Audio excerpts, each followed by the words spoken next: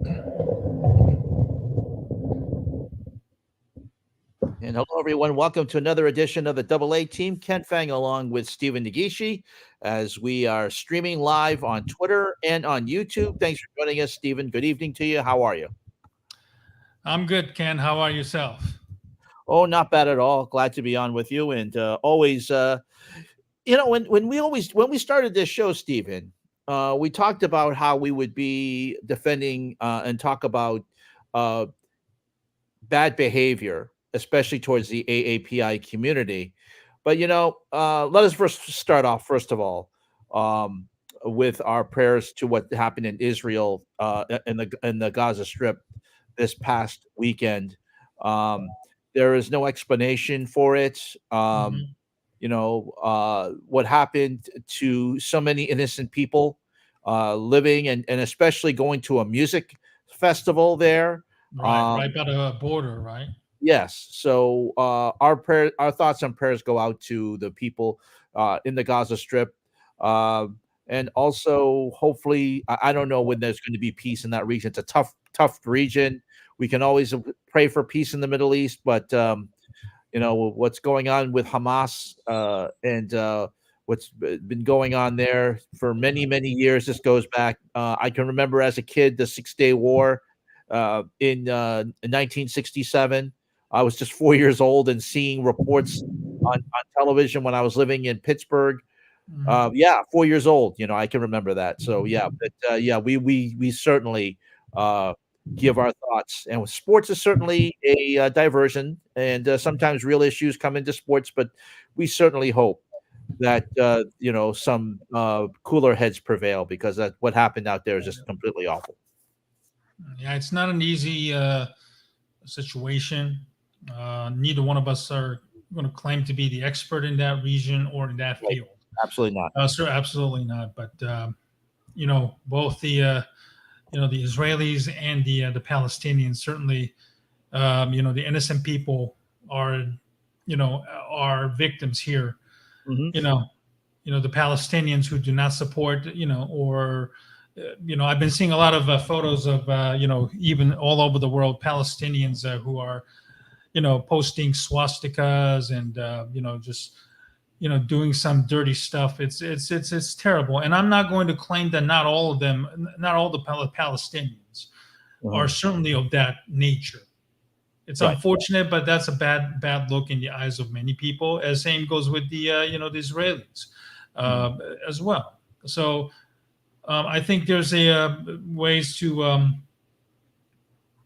prevail, or at least use your cooler heads to say that not all the Hamases are being supported by the Palestinians, and neither is the Israelis supporting the current Netanyahu regime as well. So. Right. Right. Absolutely. Absolutely. But again, our thoughts certainly go out to people, especially who have family out in that area and are affected by them. And we certainly hope that we will see something a cooler, like we said, cooler heads will prevail. Hopefully. Okay. Well, I hate to start the sports on the such manner, because it's also good pertaining to the one in the Middle East as well. Yeah. Hold on a second. Let me show this one here. My apologies there. Um, FIFA is simping for Saudi Arabia is the first tonight's topic here.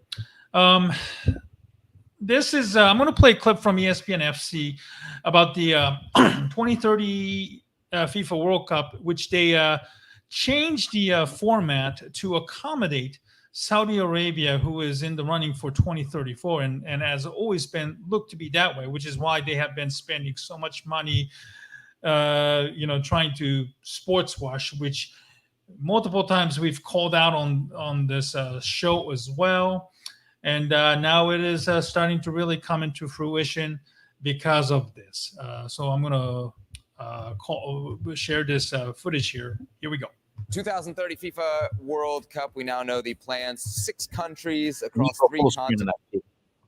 Paraguay, Uruguay, Argentina in South America, Spain, Portugal in Europe, Morocco in Africa. Of course, Uruguay celebrating the 100-year anniversary of the first ever World Cup. A lot of people pointing to the fact that this opens up the pathway for Saudi Arabia to host in 2034, with South America satisfying their hopes to host in 2030. Saudi Arabia, you think there's money involved? I don't know. Maybe just throwing it out there. Probably a decent speculation.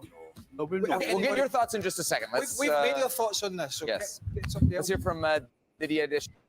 He knows a thing or two about World Cups. The manager of France says, quote, "I don't know which countries will be involved. It will mean that the South American countries will be at an advantage, and then the other countries will have to move and then move again. I don't know who makes the decisions, but I won't hide from you the fact that I like things that are more coherent on a sporting and ethical level. I don't think there's much coherence there." Frank, do you agree with your former teammate here? Oh, yeah, totally. I mean, I would understand that for the first game of the competition, you make an exception and you make one game in Montevideo for the symbolic of the World Cup. That I understand. But that you decide to, in fact, do 3 games in South America to appease people. Then you go to Portugal, Spain, and Morocco to appease some others and make sure that everybody's calmed down and everybody's happy.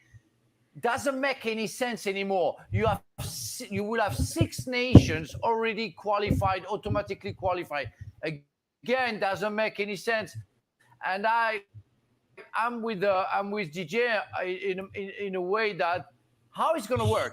Okay, so let me explain the situation. So 2020 is the centennial of the World Cup. It originally started in 1930 in Montevideo, Uruguay. So now, because of the 100-year celebration, they're going to host the World Cup in Uruguay, Argentina, and one other country in South America.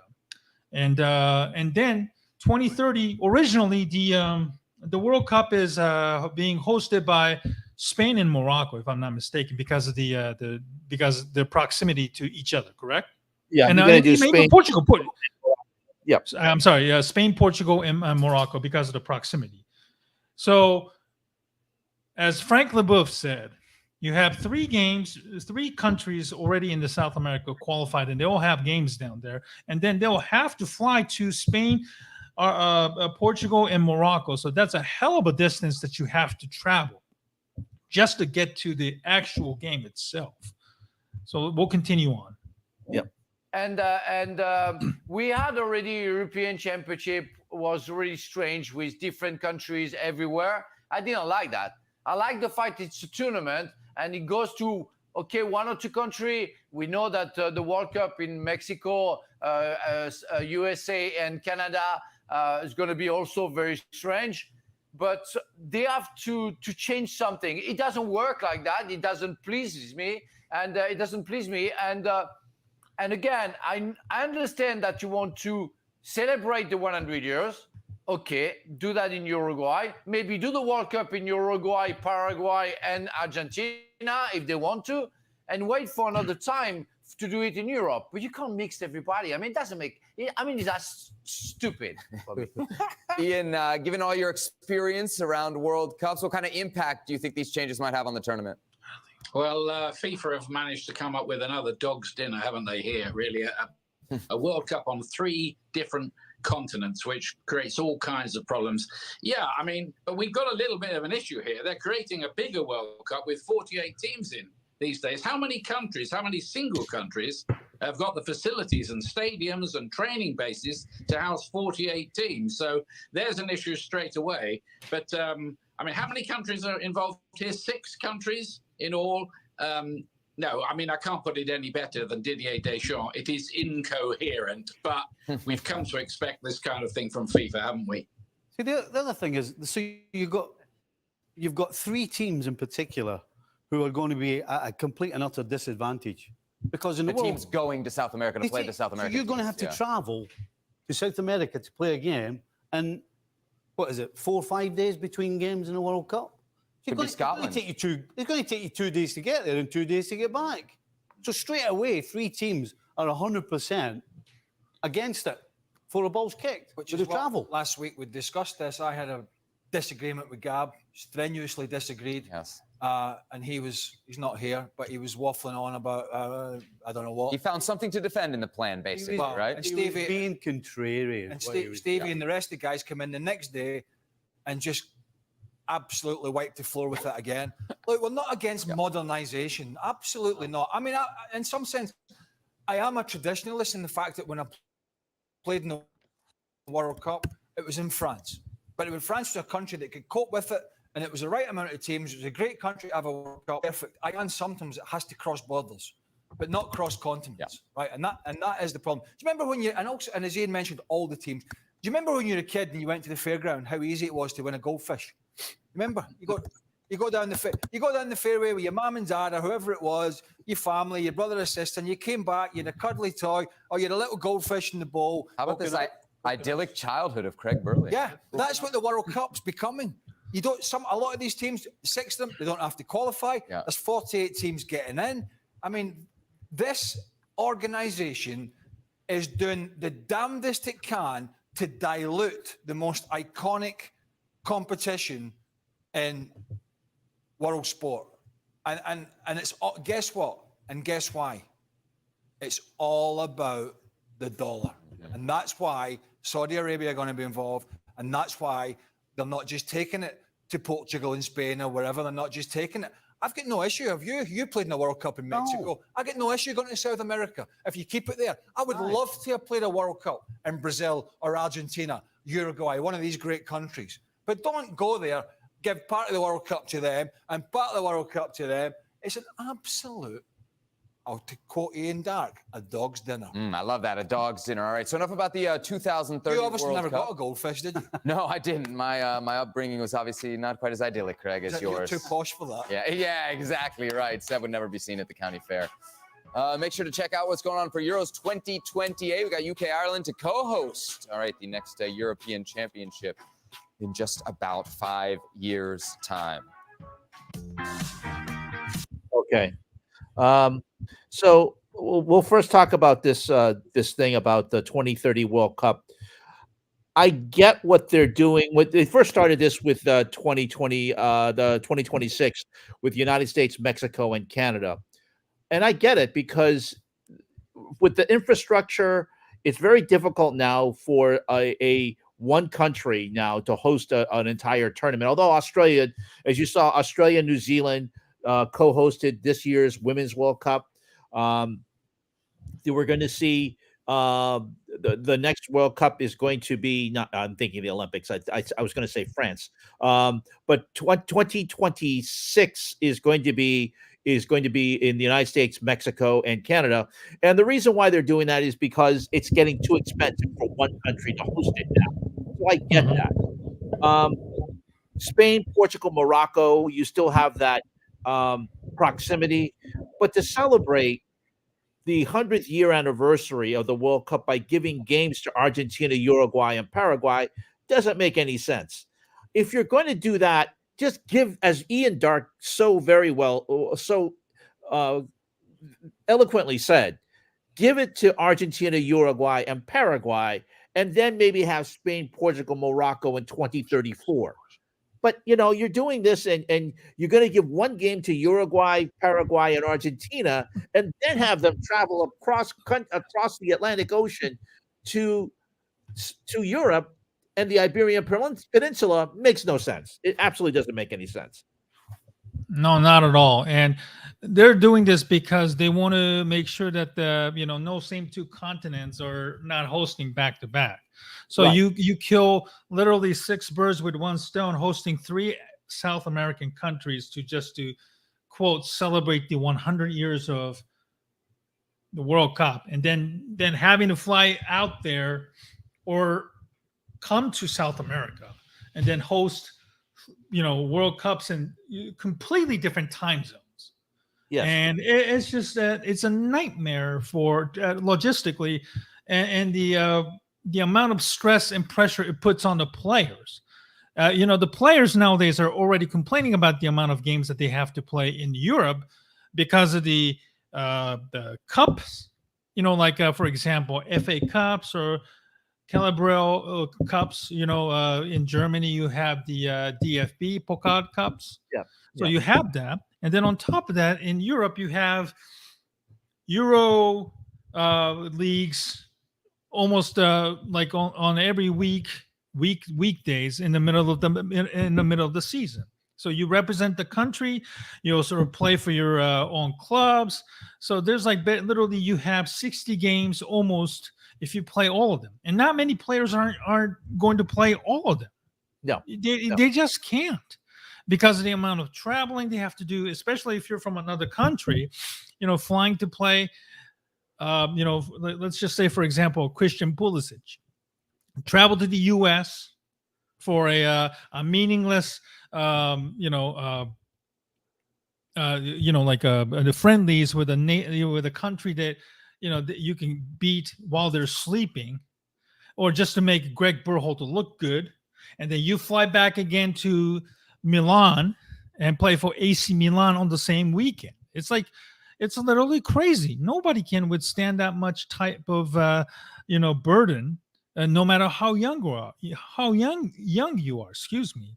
Right. And I'm posting an article here.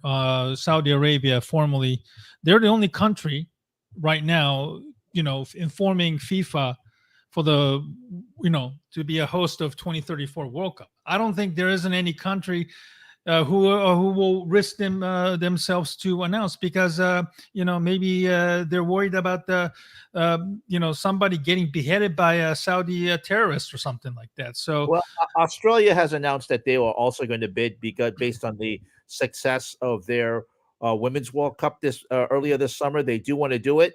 The only problem is FIFA, with its criteria, has basically rigged the whole selection for Saudi Arabia, because exactly.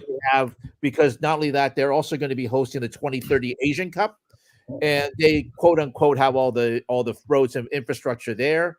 Australia needs to upgrade a few stadiums. They were fine for the Women's World Cup, but they need to upgrade a few more of their stadiums. But still, I would much rather see it in Australia, because basically of the great time that and the tournament that they did a great job in hosting the women's tournament with New Zealand. However, it really appears that Gianni Infantino has. Ken, are you okay? Yeah, I'm fine. I'm okay. Do you hear me? Do you hear me, Stephen? Stephen, do you hear me? Are you okay? I'm fine. Do you hear me?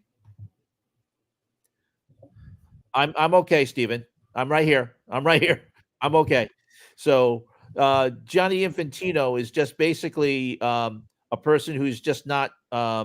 He has rigged this. He's rigged it, Stephen, and I have a feeling that Saudi Arabia is going to be chosen next month as the host for the 2034 World Cup. Folks, we apologize. There was a bit of a technical lag for about good 30 seconds or so, but we're back on again. Ken, are you with me still? Yeah, I'm here. Can you hear me? Okay, yeah.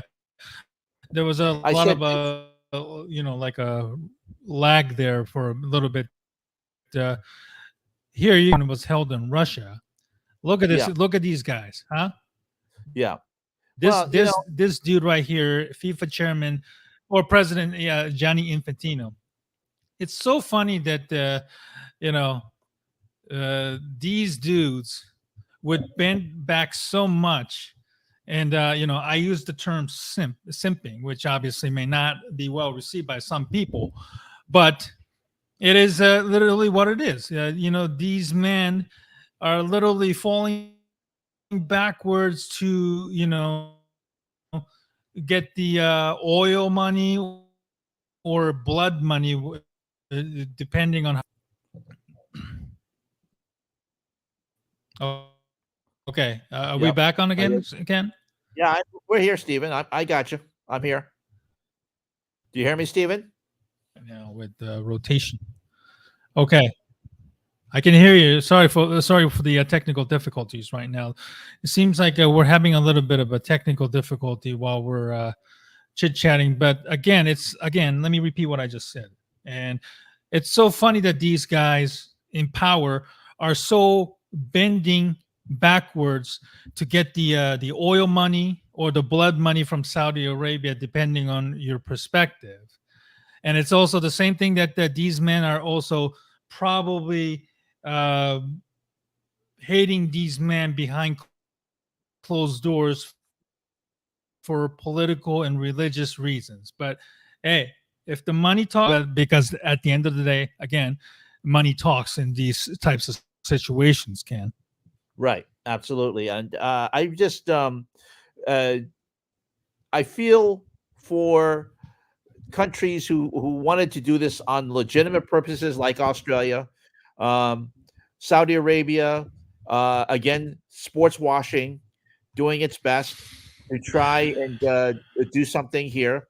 But there is one good thing that happened today, Stephen, and that is the World Golf Association has basically said that Live Golf will not be in the world rankings. So Live Golf, um, trying to be legit, of course, trying to merge with a PGA, with a public investment fund from the PIF from Saudi Arabia, and that was and the World Golf has decided that the Live will not be part of the world rankings, which is a good thing. But again, going back to FIFA, I'm just, it just sickens me that FIFA is just going to allow. And again, we saw this too with FIFA and the Olympics. We had a guest on. If you're back when we were on the Barroom Network, we spoke with a gentleman. I forget his name. He was a professor talking about how the Dr. Olympics. Jules Boykoff, Dr. Jules Boykoff, right? Yeah, Boykoff, right.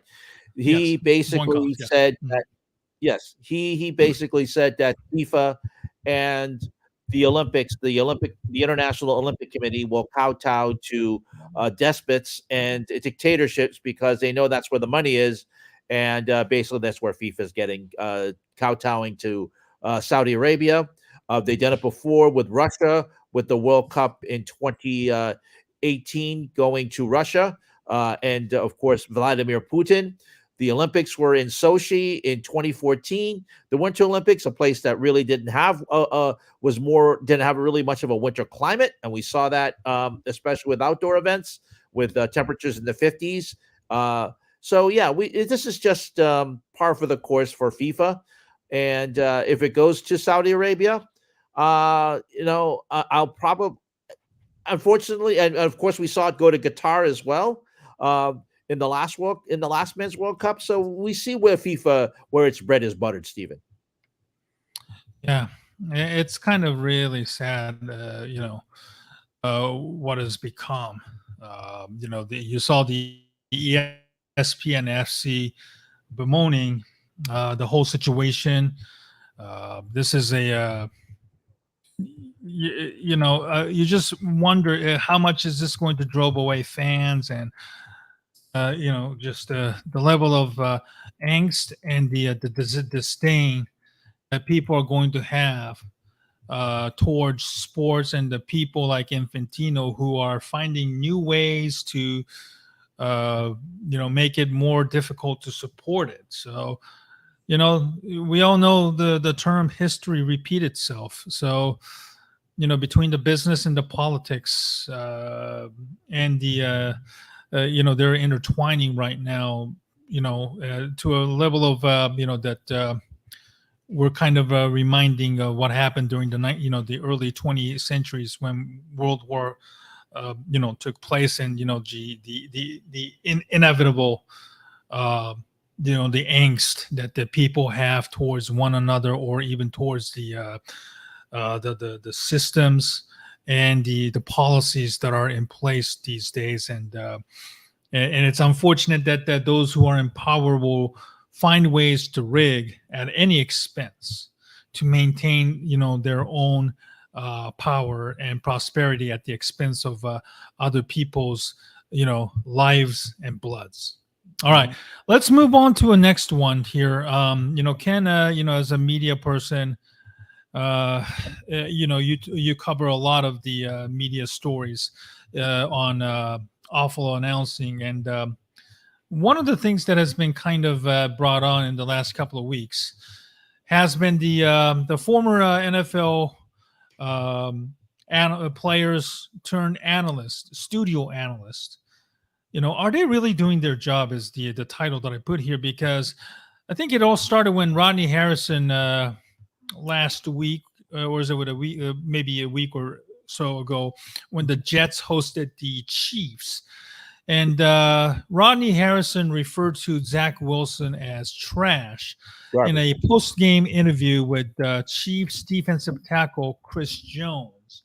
And Jones, thankfully, did not bid into that type of that the interview.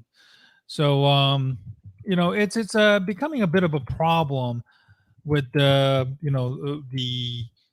so-called I don't know, lack of journalism integrity.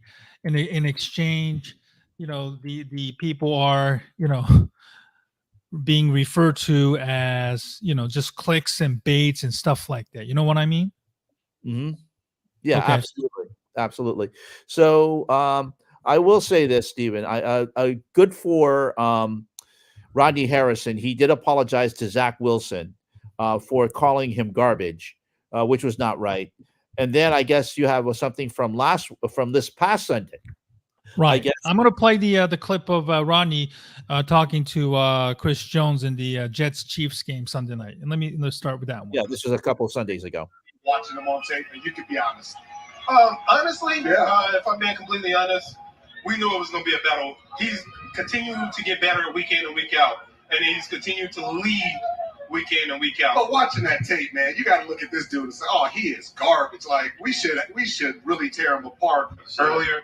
Like I said, Zach Wilson is special, man. You just got to give the guy time. You know what I mean? Wait. Did you say Zach Wilson is special? Yeah. I think he had a special night, but I don't think he's special. I've got to prove that over. You're special because you proved it over the course of time. He's not special. I'm just saying, Chris. Hey, listen. I'm just saying. The man goading Chris Jones is Rodney Harrison, former NFL player, two-time Super Bowl winner, and a hell of a hitter in his day. His comments were aimed at New York Jets starter Zach Wilson, and NFL players hated it. I truly believe that we are not one to judge. We cannot just keep That's saying Cowboys Micah Parsons, special, by the who's way. not special. Now, if you're a really good football player, yes, Chris Jones is a really good football player. Is he a better player than Zach Wilson? Yes, but Chris has built himself upon that. We're not giving that same courtesy of Zach Wilson. Let him grow. He's continuing to get better each week and week out. And that's just, to me, that's a fraudulent move. Micah Parsons, one of, if not the best defensive player in the league, would chime in. Who I think needs to get, tested right now is Rodney Harrison. That was wild. Like we kind of talked about before, like Taylor Swift has brought such a wild amount of eyes to the National Football League, that already gets so many eyes week in and week out. Like, Rodney, what are we doing trying to get more clicks? Longtime O-lineman for the Tennessee Titans, Taylor Lewan, hated it as well. The baiting and being like, hey, isn't he trash? I'd be watching that film saying he's garbage. Like, brother, you had an amazing career. Everywhere you walk in the football world, people tip the cap to you and they respect you. But like, we should not be ever taking down a guy like that. He's literally a kid. He's a child. He's 23, 24 years old. I don't know. By BYU, he might be 60. I don't know, but because they go on their trips. But you know what I'm saying? Like, I just don't see the reason. Like, you kind of look at it and you walk away from the situation going, what? Why? I'm not the one to decide who's special and who's not special. Zach Wilson is special in his own way, bro. Like, you can't sit here and say, oh, you look at the tape and he's garbage. Like, come on, Rodney. Like, you didn't even do that. You can say he's not a Mahomes tier. Yeah, you can say that. But you can't say that he's not a good quarterback. He's a starting quarterback in the NFL. If Rodney, you can show me you can do it, then you do it. If you were so good, like, bro, like, he's a top 5 pick. He got drafted that high for a reason. Let his traits and everything he do grow, bro.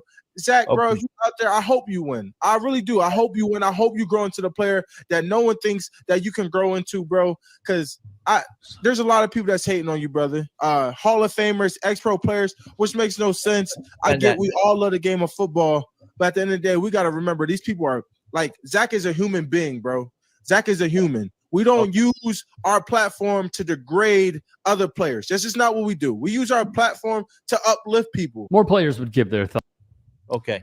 So I do agree. Rodney did go over the line there. He's paid to give his opinion, and he does that. Some people may feel that he doesn't do it well, but I will say that I do like his work, but I think he did cross a line there. It's one thing to say, and I agree with what Micah Parsons said. It's one thing to say, you can say he's not on a level with certain players, but you don't call them garbage, and you don't try and goad a player and lead the witness to try to do some really questionable questioning there. So I didn't think that was a very good job by Rodney there. He has apologized to Zach Wilson ever since, but really, to be honest, he went too far and crossed the line, Stephen. Yeah, I mean, it's just cheap journalism, if there's a term for it. And I'm not really in here for this type of cheap criticism, like calling garbage and stuff like that. Somebody said that any drunk in the bar could say something like that, and maybe I might have uttered a few phrases like that when I'm either watching game or at home or even at a bar myself. But yeah, the quality of journalism has certainly has gotten bad. And if this is the type of journalism that ex-players are being asked by the networks that they work for to garner interest, clicks, likes, views, then certainly I think the network television executives certainly has to be blamed for this type of hit journalism, where current players are taking offense, and they have every right to be, by the players that they either played with or against or looked up on when they were growing up. And this is what they say on national television, local national television, radio, and or on their own podcasts or YouTube channels. It certainly is not a good look in the eyes of many people. Right, and I do believe that as someone, I can't call Rodney Harrison a journalist. I can't call him an analyst. I can call him an ex-player. As Howard Cosell said, you can't get journalism from a jock. But I will say that Rodney, I think, knows better. And I don't think that I think that he will probably understand that you can't cross a line. You can certainly say that Zach Wilson is not playing to us up to a level or up to his potential, but Sure. calling it garbage is just not right. Right, and I'll play another clip over the weekend when the 49ers destroyed Dallas on Sunday Night Football. Clarence Hill Jr., who I've met on several occasions when I was in Dallas, a longtime Cowboys writer for the Fort Worth Star-Telegram, and has done a radio work down there and does a TV on occasion. This is the comment made by former 49er safety Dante Whitner, now working for NBC Bay Area, after the game. Prescott sucks. Oh my God. Period. Right? They talk so much about Dak Prescott being a top tier quarterback, franchise guy. I don't see it. You can go full screen on that screen. What he lacks. Excuse me. Let me try it again. Period. Right? They talk so much about Dak Prescott being a top tier quarterback, franchise guy. I don't see it. I see them trying to cover up for what he lacks. A lot of quick throws, cutting half of the field off, and giving him easy throws. Other than that, he's not a quarterback that can drop back and really take advantage of a defense and carve it up. And today we've seen it. The 49ers defense made him look like a tier 4 quarterback. Dak Prescott sucks. Oh my God. So he said Dak Prescott sucks or trash, and then you hear the one of the people from NBC Sports says, "Oh my God!" And then this is what Clarence has to say. Remember when it was an analyst's job to analyze and give insight to enlighten the audience because of their expertise. The trashing of players for hot takes and to go viral is not it. A drunk fan on the streets can give you this. do better Dante Whitner. And so there was a bit of a back and forth between Hill and Whitner, and to a point where I think Whitner blocked Clarence Hill, I believe, on Twitter. But yeah, so Clarence has a point. Certainly there's a reason why these former players are on television in both college and in the pros NFL every weekend because of their expertise. Something that none of us who have never played a game fully understands the intricacy or as well as the psychology aspect of it. The 2-minute warning drill. Why did they pass here? Why did they block? Why didn't they run the ball here, et cetera, et cetera? Clock management, stuff like that. Those are the only thing that the players and coaches can actually offer because of their past experiences. And it's kind of a sad that players are resorting to this type of criticism just to rile up opposing fan base of opposing fan base for cheap laughs and clicks. And it's good that journalists see it that way. Clarence is a longtime journalist and a very somewhat a very outspoken person when it comes to social issues on Twitter as well. I actually met Clarence earlier this year and have his number and message. So one of these days, I would love to have Clarence on the job. I'm sorry, on our show, excuse me, to get inside his mind and try to find out, what makes him tick as a journalist and what he sees not only from a sports journalist perspective, but also as a an African American and also as a father who has a daughter going to Rice University, I believe, and also Howard. Very well-known HBCU university. So he's a very proud person, and one of these days, I'd love to have him on to discuss not just Cowboys in the NFL, but also how he sees things as a journalist. In the grand scheme of things as well. So, Sure. Kudos to, Clarence Hill for calling these analysts out. Only Clarence can do that because of his years covering the, the Cowboys that, the team, the so-called America's team and, the team that has a target on their backs, especially when they're doing well and for a long, long time as well. So, it will be very interesting to see how Clarence is able to get to these players and then tell them to, hey, knock it off, or if he had any bad interactions with whether with the Cowboys or players from other teams that the Cowboys played in the past as well. So, looking forward to having Clarence in the future as well. Let's move on to the Major League Baseball playoffs. Excuse me. Look like the Texas Rangers have clinched the ticket to the American League championship. It's an incredible story. They were a team that lost like 100 games not too long ago, maybe 2 years ago, and then basically they have been undefeated. They have played 2 games against Tampa Bay in that half-empty Tropicana Dome, and then they blitzed the Baltimore Orioles. The first 2 games over on the weekend in Camden Yards, and tonight they literally crushed Orioles to finish the playoffs against the Orioles. Completely swept them. And in the meantime, then the top seeds like Atlanta Braves struggling in their opener against the Phillies, the same team that beat them in the playoffs last year when the Phillies went on a roll all the way to the World Series. Yesterday, they won in a miraculous fashion to even up the series.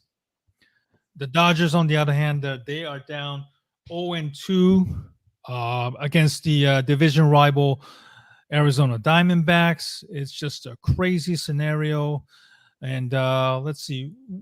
One other American League series, Houston, the defending champions, They split with the Minnesota Twins at home over the weekend, and today they literally crushed Minnesota up in Minnesota in the afternoon, 9-1 to take a 2-1 lead. Anything that stood out to you in this playoffs, Ken? Well, the Texas Rangers, as you mentioned, they're 5-0, undefeated, as you mentioned, and they're looking very good. They're hitting everything. Nathan Eovaldi, a former Boston Red Sox, pitched very well tonight. The Rangers are looking much better than I think everybody expected. Of course, when you go to the wild card, now this is the issue. The wild card teams have done very well so far in this playoffs. And be careful about showing the highlights, Stephen. We got a mark against that. So be careful about showing baseball highlights. But I will say that Texas, Philadelphia, Arizona, and Houston are all coming in. Actually, Minnesota played last week, and they did win their game 2 of their series. But basically, the wild card teams coming in, they have that extra week. They're playing, and they continue. They get hot, and those teams that were not playing for basically they got a bye for a week, showed rust, and we saw that with Atlanta in their game 1 on Saturday. The Dodgers have not gotten out of it, although it seems like Atlanta finally got out of it last night when they were down 4-0 and finally came back to win against the Phillies in game 2. But I will say, though, Stephen, that right now it's looking like Philadelphia and Atlanta is going to be a good series. The Dodgers may get swept, and right now Minnesota, unless they really get things going tomorrow in Game 4, might get blown out as well. So it's going to be interesting to see what happens. But overall, the wild card teams are coming in to this series, to the LDS, and have doing quite well so far. Mm-hmm. Well-respected writer Ken Rosenthal wrote about the playoff format needing a change to, give higher seeds some advantage. So Ken mentioned something about that's very interesting. KBO, Korean baseball, that the teams that are on the bye, most likely division winners, they have a here we go. So the higher seed teams, KBO, he says, borrow a concept from KBO. By the way, this is also applicable for Japan's MPB as well. An immediate 1-0 advantage to the division series. The bye teams then need to win only 2 games, while the lower seeds must win 3 or something.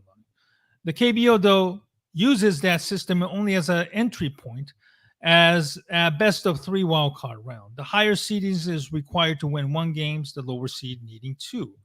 So I know this might not seem, very American, just giving, higher seed teams the 1-0 advantage. And even some people in Japan, I see that as an unfair advantage to a degree as well. What do you think of these ideas, Ken? Well, I do think that maybe going into the after the first round of the playoffs of the wild card series, maybe to reseed. We would have seen, instead of Atlanta, Philadelphia, maybe would have seen Philly going to Los Angeles and Arizona taking on Atlanta. Will we probably see the same result? I don't know, but maybe reseeding the playoffs might be, especially when you come out of the wild card, might be a little bit better. But I'm not sure if we would see the same results or what.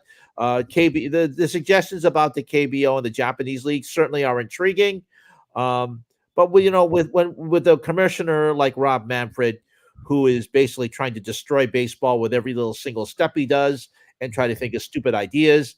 The ideas from coming from, especially from the Korean baseball organization and the Japanese leagues, might be a little bit too smart for him because Rob Manfred has just shown to be not a very good a person, not a very good executive, and giving them a 1-0 advantage might be a good idea, but I have no idea. I don't think Rob Manfred would do that. Yeah, well, it'll be interesting. Maybe reseeding once the wild card is over. I think it seems like a pretty good idea. And then the idea is that once the league goes from 30 to 32, it could expand the postseason from 12 to 16. Too many, I know, in the many eyes of the fans. But when you're going to expand to 32, I get it. You have NFL might eventually go into the 16. And then maybe same with the Major League once they choose 2 new expansion teams to make it even. There are no real right solutions to these types of issues. You make more money, but at the expense of watering down the competition. Certainly, that's a problem you see with the World Cup expanding from 32 to 48 and eventually 64, basically. So, again, this is another insight or short-sightedness for sports teams and sports leagues to try to find a palatable solution for both the the players, the organizations, and most importantly the fans can agree on, because it's always difficult for all 3 entities to agree on anything, certainly, because there's always a way to find find ways to gripe about it, poke fun at the system or criticize about it. So whatever Major League Baseball decides to do, I hope it's in the best interest of the the fans. Certainly, I think the network television might have a lot to say nowadays, especially with the streaming and all that other services that they're offering. But whatever the ideas are on the table, I hope they would implement it in a way that it makes sense. Whether they adopt the KBO/MPB advantage, where at least the divisional winners certainly get rewarded for what they did. I know that might not seem to be well received by a lot of purists because it's coming from another country. Not something that the Major League Baseball has started it. So we'll see. It will be very interesting. And, certainly the Rangers is a great story. I lived in Dallas for a while when, the Rangers were pretty bad after years of, being a very, very dominant team in the early 2010s when they went to 2 consecutive World Series, getting beat by the Giants, and then coming very, very close against the St. Louis Cardinals. I think they were only 1 out away back in 2011. Because of the Jose Cruz couldn't catch an outfield fly ball and went into the crazy extra innings in Game 6 that went into, went to Cardinals, and then they eventually closed out the deal. So it's it's a long time coming. If Astros can win the World Series 3 times in their last 4 years, of course, one of them is a very questionable one. Then I think it's time for Texas Rangers to, maybe close out the deal and become maybe a unlikely Cinderella this year. So it will be very interesting to see how far they can go with the terrible pitching that they have. They have blown 20+ saves. So, it'll be very interesting how far they can go. Yep. All right, Ken, I'm going to close out with this one. Very interesting story that came out today. Next, Ohtani coming to the U.S. and I'm not talking about a Japanese pro star, but we're talking more of an amateur player who is expected to come here. Coincidentally, this player, Rintaro Sasaki, he actually went to the same high school as Ohtani and Yusei Kikuchi, among others, who went to the same high school in the northern part of Japan. He is actually one of the prized prospect entering the Japanese baseball draft, or at least it was thought to be, but reports indicated that he is actually coming to America, but not to sign with the major league teams.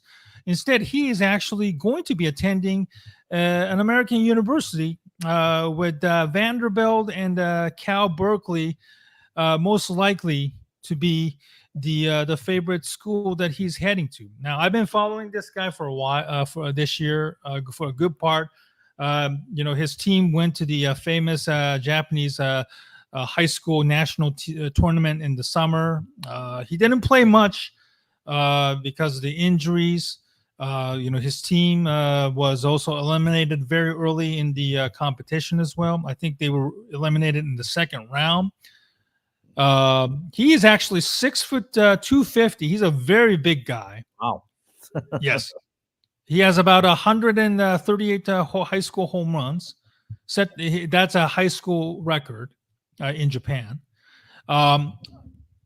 He is actually his father is the actual coach.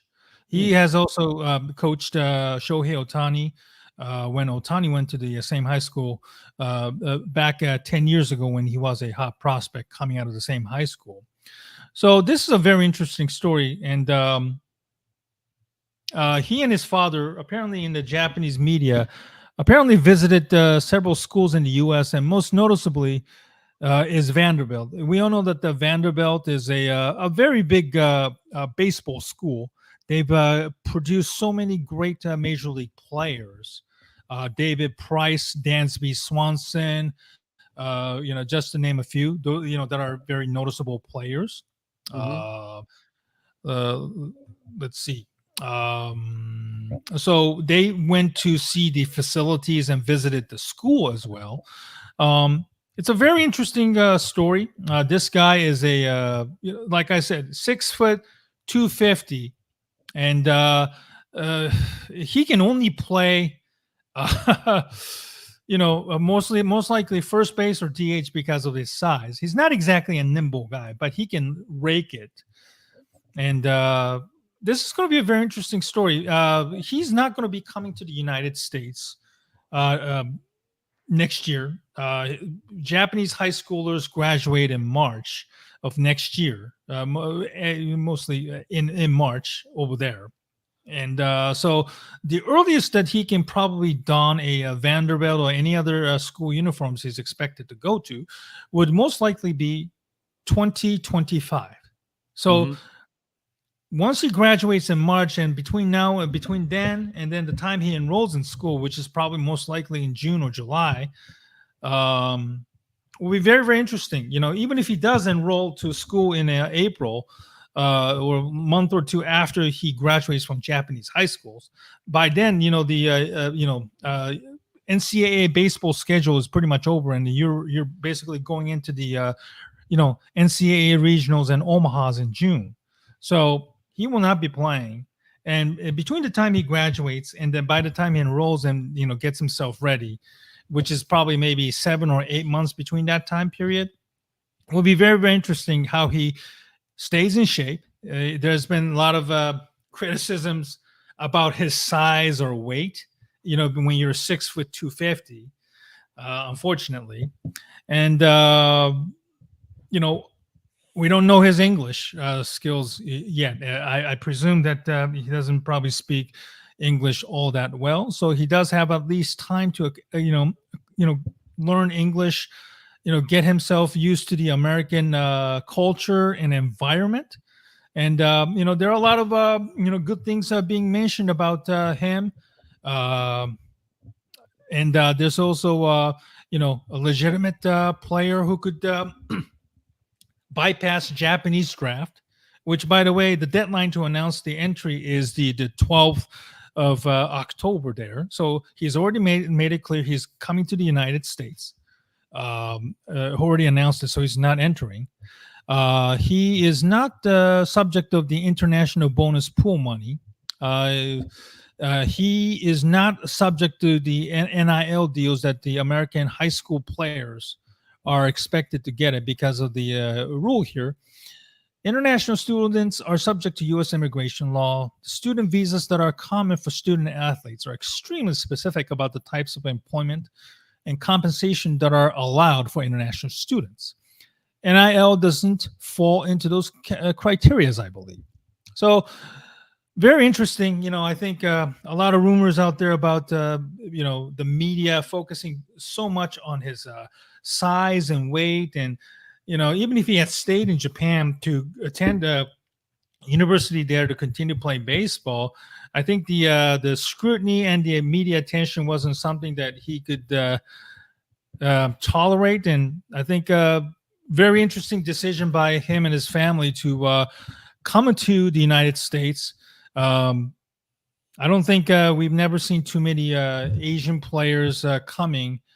There was one player who played for the University of Oregon from Japan this past year, who was drafted by the White Sox in the 11th round. I forgot the name of the player, but I think his last name is Nishida. But so those are very rare cases. Again, you have the immigration, the culture,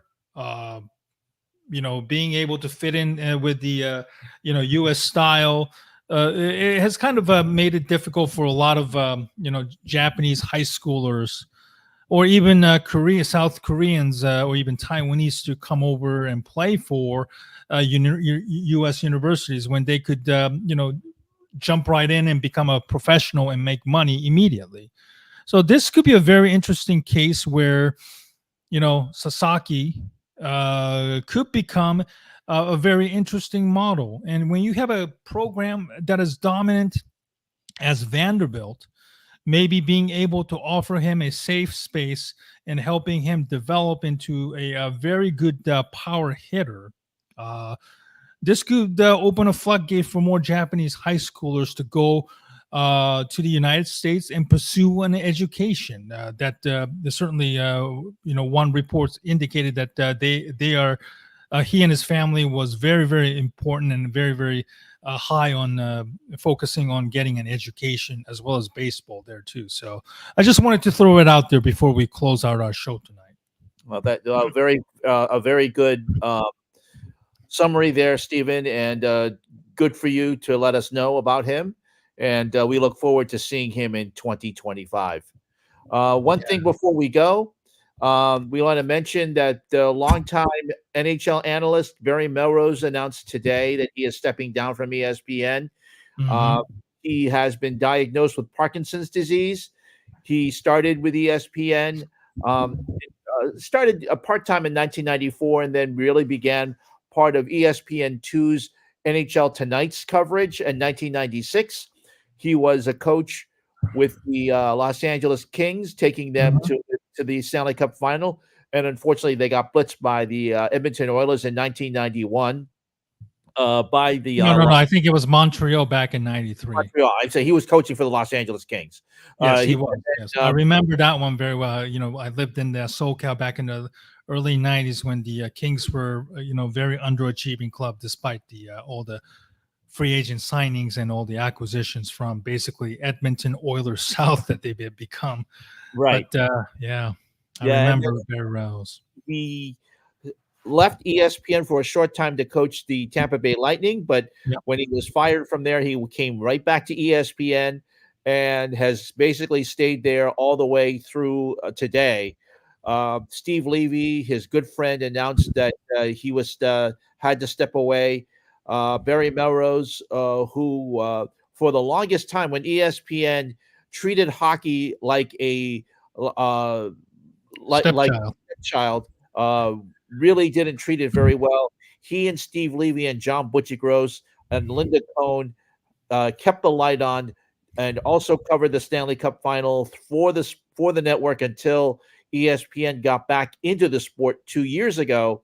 Melrose was seen on mostly their streaming service, ESPN Plus, for their wrap-up shows. But he was looking forward to being part of the triple header coverage tonight, which ESPN was covering 3 games tonight, including the game against Vegas and also the debut of Connor Bedard tonight. But unfortunately, that was not to be. We will miss Barry, and may he get through the disease and be able to do it with dignity. And thank goodness that we will at least still have Barry Melrose at least around. He won't be on TV, but hopefully we'll still be able to hear from him down the road. On our best to Barry Melrose.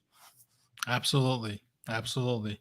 Another program reminder, tomorrow night, 6 o'clock Central, 7 o'clock Eastern, I'll be recording the Bears game last week when the Bears finally won their first game in almost a year against the Washington Commanders. I'll be doing my regular weekly segment with Rashab Shakiri from the his YouTube channel, The Windy City Productions.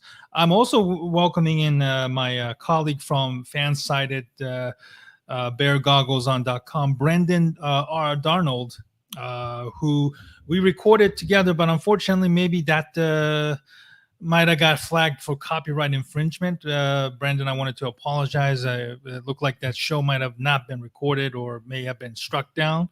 So we'll be very, very careful in that regard moving forward. And two of us will be recording tomorrow night to talk about the Chicago Bears and other NFL news moving forward. Ken and I will be back again next Tuesday to record one. Hopefully maybe at an earlier time or maybe at this time as well, depending on our availability. So please keep an eye out on Twitter or X when we make our announcement, and as well as the topics of discussion as well.